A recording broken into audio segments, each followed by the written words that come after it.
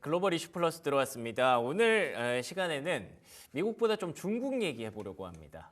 미국이 최근에 주춤하거나 혹은 크게 흔들리는 과정에 있어서 다른 나라들의 비미국 증시가 많이 주목을 받았던 걸 기억하실 겁니다. 그 중에서도 특히 홍콩 기술주들의 급등 랠리가 시장에 꽤나 큰 충격을 좀 던졌었는데요. 이 딥시크 영향인지 아니면 미국이 빠져서 올라가는 건지 여러 가지 해석 한번 해볼 필요가 있을 것 같습니다. IS 김태성 본부장 나오셨습니다. 안녕하십니까? 네, 안녕하세요. 네, 반갑습니다. 최근에 이런 기사가 많이 나오는데요. 서학개미들의 미국 주식 보유 규모가 3개월 만에 몇억 달러대로 떨어졌다. 예. 테슬라를 엄청 팔았다. 이런 얘기들. 그렇죠. 예. 혹은 개미들은 이런 과정에서도 주었다라고 하는데 그게 되게 약간 부정적으로 포장되는 그런 그렇죠. 내용들이 많이 나오던데 네. 최근의 흐름들 어떻게 보고 계십니까? 일단 3개월 전으로 좀 거슬러 올라가야 될 것 같습니다. 그때만 하더라도 우리나라 증시는 굉장히 어렵다. 그렇기 때문에 투자를 하려면 두 가지 시장에 집중을 해야 된다는 이야기가 굉장히 많았죠. 첫 번째로는 가상화폐 시장, 두 번째로는 미국 증시는 그렇죠. 선택이 아닌 필수다라는 이야기를 하면서 그러네요. 네. 미국 증시는 항상 옳다라는 이야기와 함께 굉장히 많은 분들이 돈을 싸서 미국 증시로 넘어갔습니다. 떠났죠. 그런데 이제 공교롭게도 트럼프가 대통령이 되고 나서부터 굉장히 큰 변동성을 좀 보이기 시작을 했는데 출발은 좋았어요. 출발은 굉장히 이 트럼프의 어떤 빠를 받았다라고 이제 소위 우리가 표현할 정도로 테슬라의 힘이 굉장히 강했죠. 그러다 보니까 많은 투자자분들이 그 기업에 그리고 그 산업에 그 시장에 환호할 수밖에 없었는데 해가 바뀌면서 조금씩 균열이 생기더니 혹시나 설마 했던 부분들이 지금 이뤄진 거죠. 관세에 대한 부분이 정말 메인 키워드로 올라오고 나서 미증시는 다른 증시보다 약한 모습을 보이고 또 그 약한 모습을 보이면서 뒤늦게 또 돈을 가지고 넘어가셨던 분들은 당연히 안 좋은 결과를 좀 받아들일 수밖에 없을 것 같습니다. 지금 뉴스 헤드라인에 가장 많이 나오는 것은 서학개미들에 대한 어떤 이 매수 주체가 좀 떨어졌다라는 건데 특히나 우리나라 투자자분들의 어떻게 보면 이 주식을 보유하고 있는 비중이 많이 줄어들었다라고 했는데요. 이거 좋게 말해서 그렇게 표현을 한 거지. 그러니까 평균적으로 일반적으로 팩트를 이야기하면 자발적인 매도세는 아니었을 겁니다. 그게 무슨 이야기였냐면 우리나라 국내 투자자분들이 미국장에 가서 가장 많이 산 게 테슬라와 테슬라 ETF 두 배수 그리고 테슬라 ETF 세 배수를 샀는데 그렇군요. 고점 대비해서 지금 테슬라 세 배수는 이미 마진콜이 나온 거고요. 그러네요. 두 배수 또한 마진콜이 나왔기 때문에 아무래도 이제 강제 청산에 대한 물량들까지 포함했었을 때, 그러니까 이 비자발적 물량까지 이제 포함을 하니까 아무래도 이제 자산 규모가 줄어드는 그런 수치를 좀 볼 수밖에 없지 않나라는 생각이 들고 있고 굉장히 속상한 이야기지 그러네요. 않습니까? 네. 지금 전월 대비 미증시에 들어간 자금이 약 7% 정도 감소했다 그래요. 이거 어마어마하게 빠르게 이제 계좌가 안 좋은 방향으로 지금 갔다라고 좀 보여지는데 그나마 다행스러운 것은 지난주에 반등을 했기 때문에 아마 이번 주는 그래도 결과를 조금은 긍정적으로 받아들일 수는 있겠지만 여기서 제가 말씀드리고 싶은 건 뭐냐면 지금 상승장이 아니지 않습니까? 그렇죠. 변동성 장세이기 때문에 두 배수, 세 배수 하는 ETF 레버리지 상품은 굉장히 위험할 수 있겠다라는 의견을 한번 드려보도록 하겠습니다. 알겠습니다. 진짜 3개월 사이에 천지가 개벽을 했네요. 3개월 전까지만 해도 달러 막 급등하고 미국 주식 없으면 진짜 무슨 약간 조롱당할 그랬던 시기가 있었는데 지금은 오히려 그때 들어왔다는 게 또 조롱의 대상이 되고 있는 그런 상황입니다. 그래서 또 저희가 이럴 때 역발상 전략도 필요하고 여러 가지로 생각을 넓힐 필요가 있어서 중국 얘기를 좀 해보려고 하는 건데요. 중국 증시 좋은 건 다들 알고 계실 텐데 들어보니까 국내 투자자들이 샤오미랑 비아디를 그렇게 많이 샀다고 하네요. 그러니까 이제 미국판 M7에서 중국판 맞아. M7으로 자금의 이동이 그런 얘기가 있더라고요. 그렇죠. 네. 굉장히 지금 빠르게 넘어가고 있다고 좀 보시면 될 것 같아요. 제가 앞서서 무슨 이야기를 드렸냐면 미국 쪽에서 MOM 대비, 그러니까 전월 말 대비 이 자산의 규모가 마이너스 7% 감소했다는 이야기를 했잖아요. 그러면 여기서 빠진 자금이 그럼 어디로 갔느냐? 네. 보니까 홍콩은 전월 말 대비 8.5% 이상, 거의 9% 가깝게 늘었어요. 그리고 일본도 뭐 큰 수치는 아니지만 0.5% 정도 이제 투자 금액이 이제 늘어나는 것을 확인을 해보면 많은 투자자분들이 이제는 미국의 M7보다 중국의 M7을 조금 더 선호하는 모습을 좀 보이는 거고 지금 여기서의 궁금증은 뭐냐면 직접 투자하시는 분들은 아시겠지만 중국 증시에 외국인 자금이 들어가기란 쉽진 않습니다. 그러다 보니까 그 곁에 있는 홍콩 증시, 그러니까 중화권 증시에 이제 많은 관심을 좀 보이다 보니 아니 지금 미국과 중국의 이야기인데 자꾸 홍콩 이야기를 왜 하느냐라고 또 생각을 하실 수 있을 것 같은데 홍콩의 항상 테크 종목분들은 바로 이 M7들을 지금 담고 있는 그렇겠죠. 지수이기 때문에 예. 이쪽에 대한 자금이 이제 빠르게 늘어난 것이다라고 좀 보시면 될 것 같고 저도 이제 간과했었던 부분 중에 하나가 뭐냐면 딥시크가 처음에 나왔을 때 저도 이 코너를 통해서 그렇게 크게 우리가 걱정할 것은 아직은 아니겠느냐라는 이야기를 드렸는데 그게 아니었던 것 같습니다.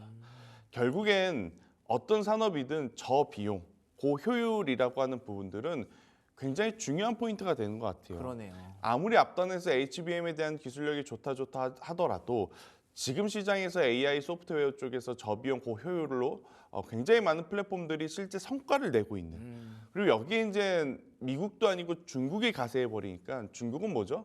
민영기업도 민영기업이지만 정부 차원에서 엄청나게 금액을 지금 몰아주고 있는 상황이에요. 그러다 예. 보니 종합권 증시의 상승세가 도드라질 수밖에 없다. 이렇게 좀 설명 한번 드려보도록 하겠습니다.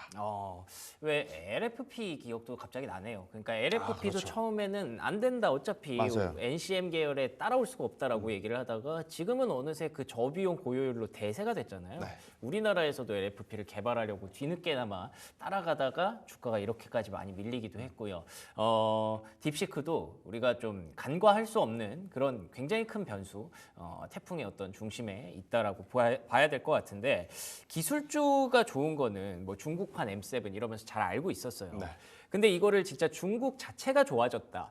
좀 더 다른 섹터도 확장되고 있다라고 해석하기는 어렵지 않나라는 시선도 있더라고요. 그런데 최근에 나온 뉴스는 우리가 머릿속에 일단 이미지상 미국은 민주주의의 대장, 그렇죠. 중국은 공산주의의 대장인데 최근 그들의 정책의 방향성을 놓고 보면 조금 바뀌었습니다. 오. 이게 무슨 이야기냐면 오히려 일론 머스크가 수장이 되면서 강제적으로 이제 인원들을 감축을 한다거나 조금은 독재적인 모습을 보이는 반면에 중국은 오히려 이제 민영 기업들의 참여가 굉장히 활발해졌어요. 이번에 딥시크도 마찬가지로 정부 주도하에 진행이 되는 것이 아니라 그러니까 우리나라 기준으로 보면 스타트업에서 굉장히 큰 성과를 냈다. 이렇게 좀 보시면 될 것 같거든요. 원래 사실은 두 개가 바뀌어야 되는 거죠. 그러네요. 한쪽에서 이제 강압적으로 뭔가 정리할 것들은 정리하고 밀어줄 것들은 밀어줘야 되는 모습. 또 한쪽에서는 새로운 스타트업을 발굴하기 위해서 굉장히 많은 지원을 해줘야 되는. 근데 이게 어떻게 보면 미국 쪽에서 스타트업을 이제 개발하는 이미지, 중국 쪽에서는 이제 모든 것을 패권을 한두 명이 쥐고 이것을 강압적으로 이제 진행하는 이미지였는데 최근에 실제 모습은 완전 정반대인 거죠. 그러니까 오히려 더 시너지 효과가 그러지 않았던 중국 쪽에서 나타나고 있는 것도 저는 체크 포인트여야 될 것 같고요. 예. 그리고 가장 중요한 건 지금 미국과 중국의 관세 이야기. 그런데 중국의 수출은 늘어나고 있습니다. 아니 이게 왜 그러느냐? 지금 중국 같은 경우에는 미국에 하도 많이 당했죠. 트럼프가 지금 1기도 아니고 벌써 2기입니다. 그렇죠. 그럼 1기 때 그 악몽을 안고 있는데 그대로 그냥 정부가 아무것도 안 하고 손을 놓고 있었을 리는 없겠죠. 그럼요. 그래서 이제 중국이 지난 6년에서 7년 전부터 어느 시장을 많이 개척을 했냐면 글로벌 사우스라고 하는 지역들을 좀 개척을 했어요. 그럼 여기가 어디냐? 네. 북반구라고 할 수 있죠. 대표적으로 인도, 그리고 인도네시아, 그리고 브라질. 인도 쪽에는 반도체, 인도네시아 쪽에는 인프라, 브라질 쪽에서는 농산업, 농물 그리고 이제 수산업 이런 쪽을 이제 이미 인프라를 확실하게 구축을 해놨기 때문에 잘해놨구나. 아무리 이제 미국에서 조금 어떻게 보면 좀 불편한 이야기를 하더라도 이쪽에 대한 수출 증가율이 굉장히 견고합니다. 예. 여기에 플러스 최근 3, 4년 동안 풀이 많이 죽어 있었던 러시아도 이제 슬슬 이제 기지개를 피면 당연히 가장 근접한 국가인 중국에서 굉장히 많은 물자를 받아줄 가능성이 높지 않습니까? 그렇기 때문에 어떻게 보면 지금 이 트럼프의 관세 압박에도 조금은 버텨낼 체력을 먼저 만들어낸 중국이었기 때문에 지금 중국 시장의 선호도가 다소 높아지고 있는 것이 아닐까라는 의견까지 한번 드려보도록 하겠습니다. 알겠습니다. 일단 뭐 딥시크 모먼트도 있었고요. 거기다가 이제 중국이 그동안 준비해 왔던 것도 뒤늦게 빛을 좀 보기 시작한 것 같습니다. 그런데다가 계속 뭔가 중국을 압박하면 압박하는데 중국의 어떤 리액션이 크게 나오지 않더라고요. 그만큼 일기 때 기억을 되살려서 시진핑 주석이 그리고 또 중국이 준비를 많이 해놨다라고 볼 수도 있는 그런 분위기가 좀 감지가 되고 있는 것 같고요.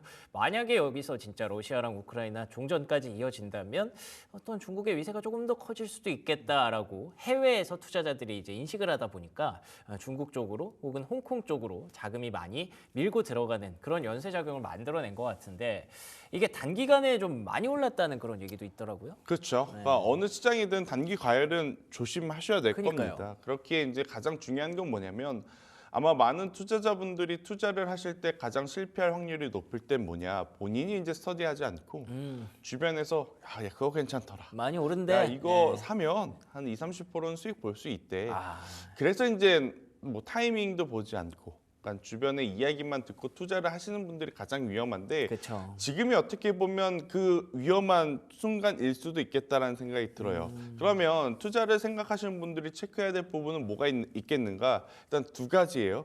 일단 첫 번째, 정말 중국판 M7이라고 하는 그 기업들이 실적 성과가 있는지. 지금 미국의 빅테크 기업들 같은 경우에는 지난 2년 동안 폭발적인 성장세를 내왔죠. 그것도 엔비디아를 기준으로. 그런데 엔비디아가 단순히 AI가 데이터 센터를 앞으로 할 것이다라는 기대감만 가지고 올라온 게 아닙니다.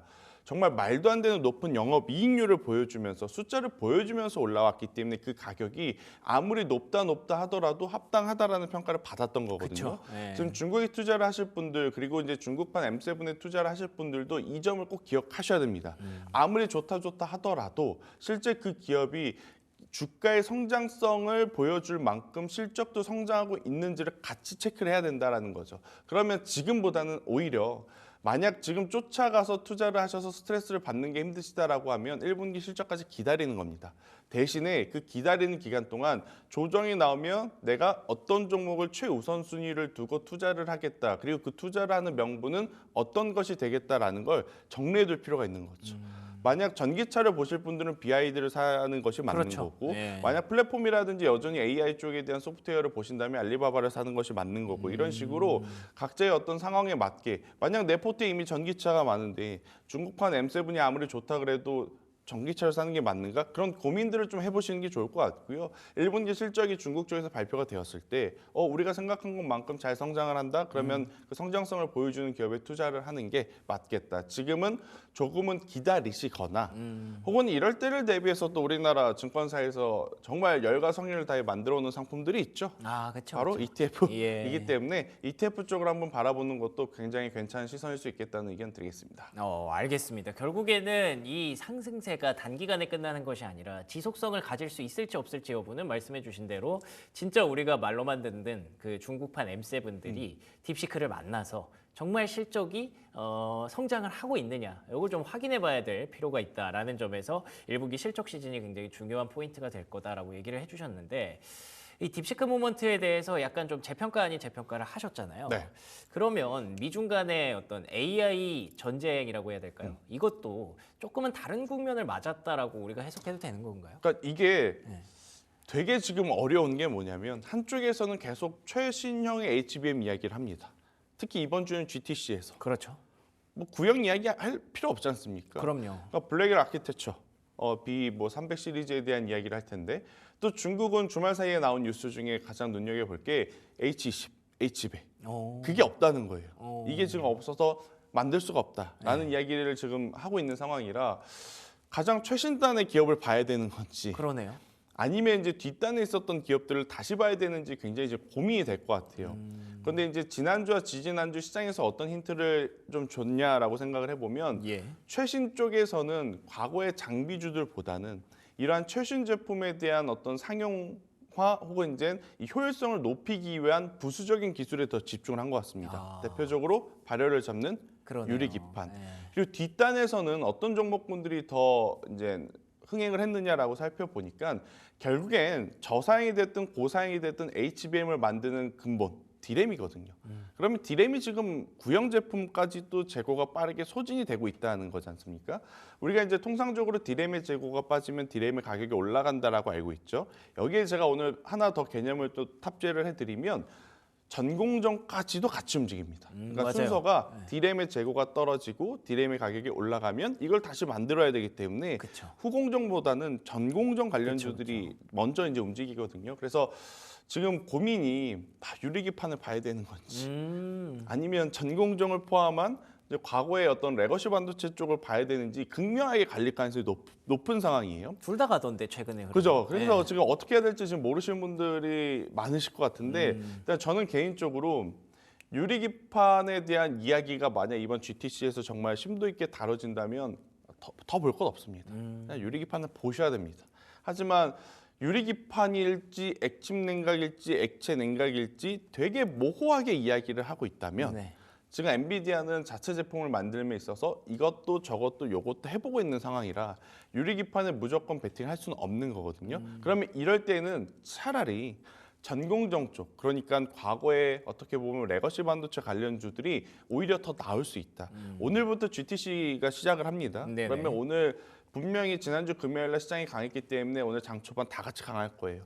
그 다 같이 강할 때 이미 가지고 있지 않으신 분들은 너무 조바심 낼 필요 없습니다. 오늘 아니면 내일이면 계속 갈 기업가, 그렇지 못할 기업이 시장에서는 가려집니다. 그럼 그때 가려질 때 유리기판이라면 유리기판 쪽으로, 만약에 레거시라면 레거시 쪽으로. 지금은 너무 머리를 계속 꼬아가면서 생각을 하면 더 못 사는 것 같아요. 그렇죠. 그냥 눈에 보이는 대로 가는 기업에 투자를 하는 게 맞지 않겠는가라는 의견 드리겠습니다. 알겠습니다. 엔비디아 GTC가 방향성을 많이 잡아주지 않을까. 반도체 쪽에 대해서 최근에 좀 많이 슬슬 그 불이 좀 붙고 있는 것 같더라고요. 네. 그래서 어떤 쪽을 선택할지를 이번 주에 중요한 반전 포인트로 확인해 보시면 좋을 것 같고요. 그리고 어쨌든 오늘 저희가 이제 중국 증시에 대해서 미국 증시랑 비교를 하면서 얘기를 좀 풀어왔기 때문에 가장 쉽게 좀 질문을 드려볼게요. 네. 미국, 중국 그리고 대한민국 선호도가 어느 정도 주식 시장에서 대해서 지금 시점에서 선호도가 어느 정도일까요? 제 마음속으로는 네. 지금 선호도는 만약에 신규 매수를 한다라고 하면 미국이 여전히 1등입니다. 다시 미국. 예. 그리고 한국, 그다음 중국 순인 것 같고. 근데 지금 현실적으로 시장에서는 중국을 오히려 조금 맞아요. 더 높게 먼저 쳐주죠. 치켜 세우는데 네. 이게 신뢰의 문제일 것 같습니다. 이쪽도 그렇게 막 신뢰도가 높은 쪽은 아니죠. 네. 중국과 러시아 쪽은. 그래서 참 뭐 그렇다고 해서 뭐 트럼프가 지금 신뢰도가 높느냐 그것도 아니지만 그러네요. 일단 눈에 보이는 기술과 그 기술력의 어떤 합당한 숫자를 먼저 보여줬던 쪽은 결국 미국이다. 그렇죠. 돌고 돌아 이제 미국의 M7 기업들이었기 때문에, 그리고 기술적으로도 지금 S&P도 그렇고 나스닥도 그렇고 대다수의 빅테크 기업들이 기술적 반등에 또 나올 수 있는 구간에 직면을 합니다. 그래서 예. 만약 순위를 우선순위를 따지자면 미국부터 먼저 보시는 게 맞을 것 같고요. 대신에 미국 증시에 뒤늦게 들어가셔서 물려 계신 분들은 빠르게 추가 매수하실 것은 아니다. 네, 조금은 더 보자. 그 조금은 뭐다? 트럼프의 관세가 어느 정도 다 마무리될 때까지라는 의견 드리도록 하겠습니다. 알겠습니다. 주식시장이 항상 좀 청개구리 같죠. 좋다 얘기하면 거기가 꼭지일 가능성이 굉장히 높습니다. 미국 증시가 지난해 연말에 그랬고요. 중국 증시가 또 지금 그런 상황일지도 모릅니다. 그렇기 때문에 오히려 미국이 지금 조금 더 선호도가 높다라고 얘기를 해주셨네요. 지금까지 IS 김태성 본부장과 얘기 나눠봤습니다. 오늘도 좋은 말씀 고맙습니다.